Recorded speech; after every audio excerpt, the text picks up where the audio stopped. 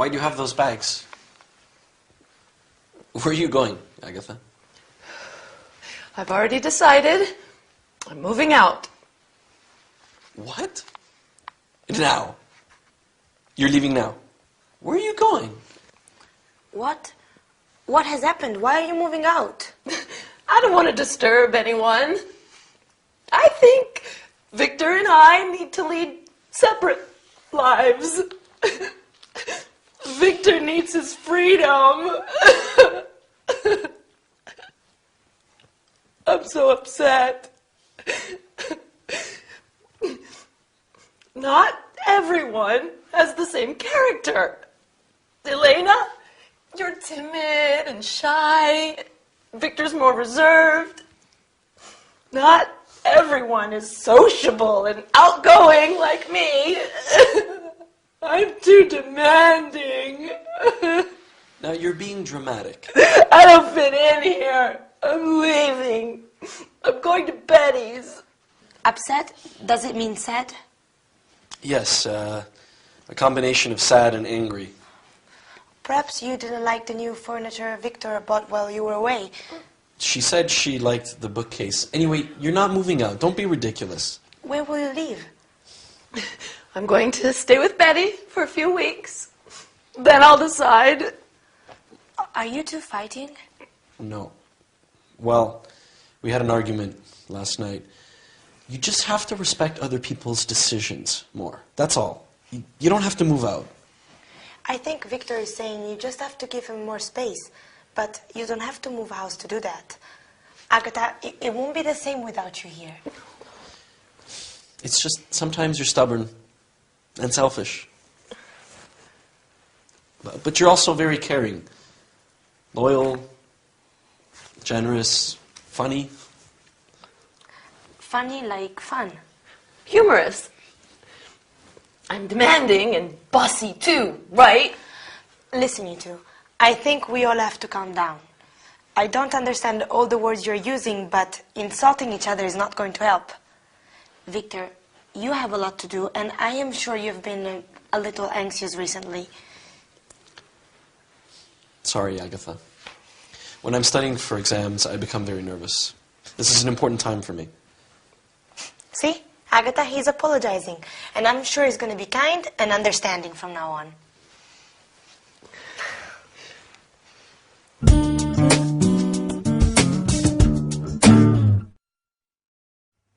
Hello everyone, welcome to your English lesson with me, your charming, kind and modest Gabrielle. That is an important part of our lesson today, how to describe people's character and personality. That was the problem in our sitcom, wasn't it? Victor and Agatha's personalities are too different, and that makes for a very difficult living situation. So, as well as describing personality, we will also review the future tense, using will, going to, and the present continuous and the present simple, and study the expression have to in the future. Oh, I'm giving a party next Saturday. It's Dylan's birthday. Are you going to come? Sure, you'll love it. Right, first let's review the future tenses. Do you remember when we use the verb to be plus going to? That's right. We use it to talk about future plans and intentions. Like when Agatha says, I'm going to stay with Betty. We also use it to talk about predictions based on what we can see at that moment. For example, saying, I think it's going to rain when you can see storm clouds. And when do we use will? We use it with offers. I will help you carry your bag. Promises. I won't come home late. Predictions without evidence. You'll love the film. And instant decisions. I'll have a ham sandwich. Now, to talk about the future, we also use the present continuous when we want to talk about future arrangements. For example, if I say, I'm meeting my friends tonight, I am talking about something that I have arranged to do. He's flying to Rome tomorrow. We're playing volleyball in the morning. We can also use the present simple for fixed future arrangements. I start my Spanish course next week. It begins at 9 o'clock. Wow, there are a lot of ways to talk about the future. Can you remember them all? Don't worry, you will. That's a promise. If we want to say that someone has to do something in the future, we use the expression will have to. For example, if you want to speak English well, you will have to study hard. If I want to buy a new car, I will have to save lots of money. Will have to stays the same in all persons. So we can also say, if Dylan wants me to cook dinner, he will have to wash the dishes. Okay, for his birthday, I'll do everything. Now, let's look at some ways that we can talk about character and personality. As I said before, I think I am charming, kind, and definitely modest. How about you? Are you timid and shy like Elena, or reserved like Victor? Or maybe you are like Agatha, sociable, loyal, and generous, but also stubborn, selfish, and demanding. My Dylan is such a sweet and caring man, but he can also be very moody at times. Lady Coco is loving and affectionate when she wants food, but she can be quite aggressive if I try to give her a bath. It's not easy being a mom. Speaking of which, I think it's bath time now for my little kitty cat. Wish me luck. See you next time. Bye.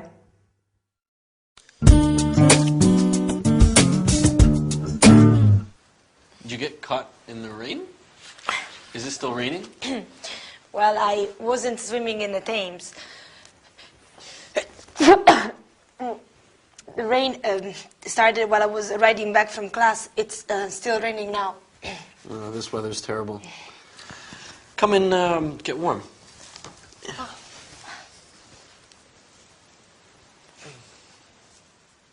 There you go. Is Agatha home? No, she was on her way to yoga when I came back from class. I hope you're not coming down with a cold. Your hair's still wet. There, pass me the towel. I'll dry it for you. Thanks. That feels nice. Last night, when I came back from work, it was also raining. That's London. If you move a little closer, I can reach the back of your head better.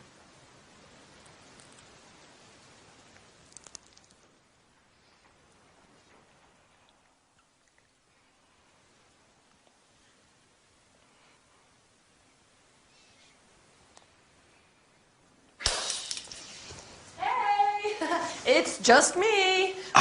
Are you okay? All's well. It's just the vase near the door, that's all. Oh. I have to make a phone call. I'll do it from the other room so I don't disturb you two there studying. You don't have to. We can go upstairs. I can go to my bedroom, and Elena is better off drying her hair in the bathroom. Yes, of course.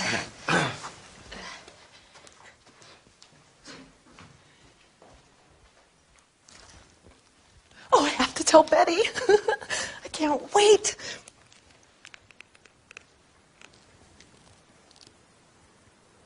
Good morning. May I speak to Betty Summers, please? Betty, you'll never guess. Betty? Oops. Sorry, wrong Betty. Could you put me through to Betty Summers, please? She works in the accounts department on the second floor, extension 566. Yes, I'll hold. Thanks. Betty, you'll never guess what my little brother was doing when I came home. He was sitting on the sofa kissing Elena. No, they were definitely kissing. It wasn't just a quick kiss. They were kissing when I arrived home.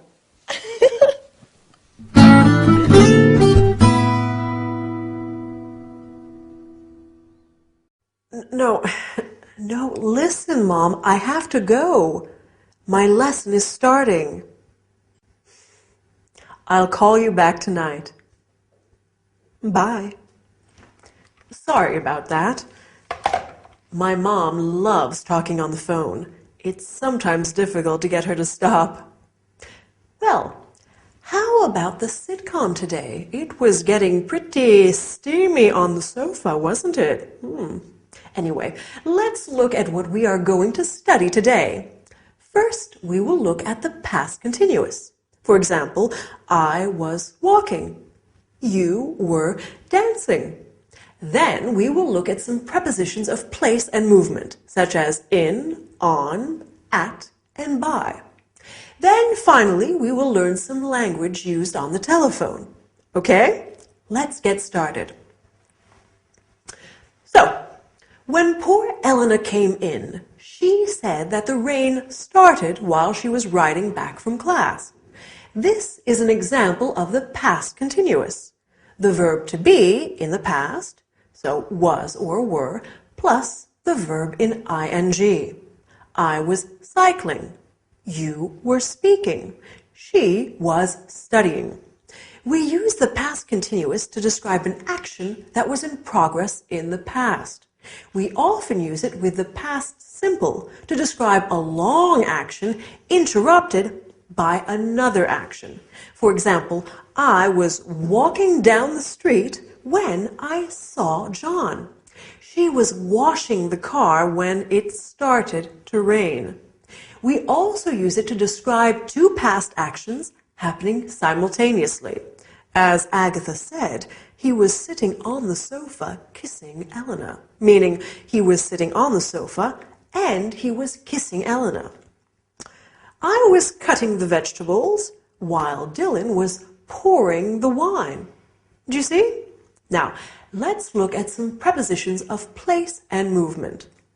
Has anyone seen my bag? Oh, here it is on the table. Oh, I'm so forgetful. I can't remember where I put my keys either. Oh, silly me. Here they are in my bag. I remember I put them into my bag so I wouldn't lose them.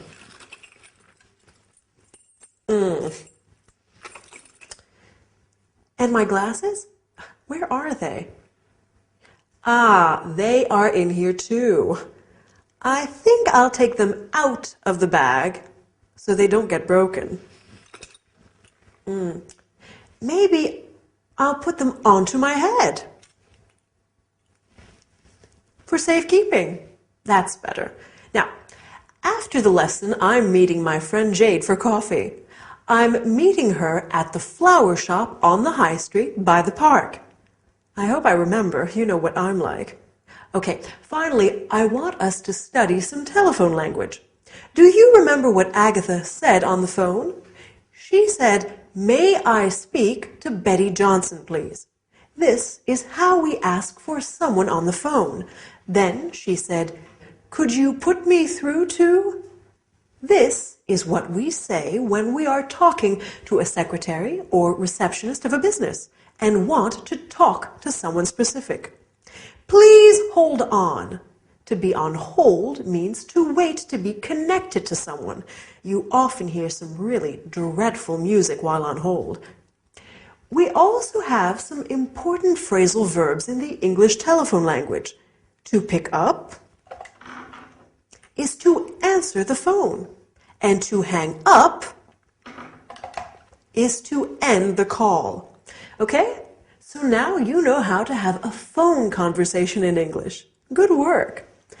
Well, that's all for today. See you next time, or maybe give me a call. Do you want green tea or black, Agatha? Oh, green, please. It's supposed to be very good for you. You've never had green tea before, Agatha. You said it tastes bitter. Are you starting a new diet? No, I just think I need to be a little healthier. When I was a young girl, I loved watching Mother make afternoon tea. Her grandmother taught her how to make a proper pot of tea. When we were children, Agatha and Betty would help Mum make her special jam drop biscuits. Oh, what are jam drop biscuits? They're biscuits, which you push your thumb into to leave a little hole to put the delicious homemade strawberry jam into. Dad and I love them. Our cousins always had apple cakes with their tea, but jam drops were our favorite. Although Aunt Mary has always made marvelous jams. This tea is good. Mom sent it from Manchester. That's where our grandmother's from. She goes often to visit relatives and old school friends. Oh, where are you two from originally? Well, Mom's family is from Manchester, and Dad's from the U.S. We spent our school years living with our dad's family in Arizona until he was transferred here with work. Then we lived in a flat in Flagstaff, and we used to visit our grandmother. Oh. On the farm, in the country. Okay, guys, I have something to tell you. I've just been to the doctor's and... Oh, is everything okay? You have been ill a lot recently. Have you taken those vitamin pills I left on the table? Victor, I'm pregnant. How long have you known? Have you told Harold? I've just spoken to him, although he's suspected for weeks. His transfer has just come through, and he's coming back to London for good. That's fantastic news. I wonder who that is. I'll go.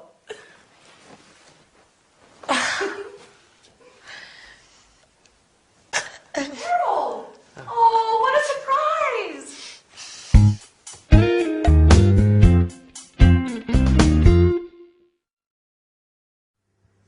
Hi there! Big news for our friends in the sitcom today.